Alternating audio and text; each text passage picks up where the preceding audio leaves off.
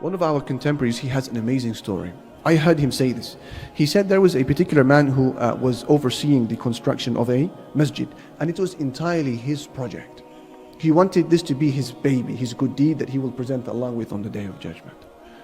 He was a wealthy man. He brought his own workforce, and he was very keen to not allow anybody to have a contribution in the masjid. He wants this to be his good deed. As they were building the masjid, a woman, an old woman, he said, came past, and she had made like a small bucket. She realized that there was some construction here. She heard the masjid was going up. What can she do? An old lady. So she put together a small bucket. She said maybe they can use it to transfer a brick here and there, a bit of mortar here and there. She dropped it, and off she went.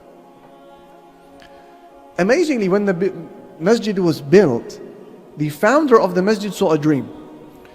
He saw in his dream 2 palaces, and he inquired about one of them. They said, "This is your reward with Allah because of your contribution in the masjid." This is your reward with Allah because of what? Your contribution. So this baffled him. Contribution? This is my masjid. I built it. It's my hasana, my good deed. How am I being told it's my contribution? So when he woke up, he went back to the site and he spoke to his workforce. He said to them, "I saw such and such dream. Has anybody contributed to this in my absence?" They said, no, it's just us. He said, "Are you sure?" "Yeah," they said, "it's just us."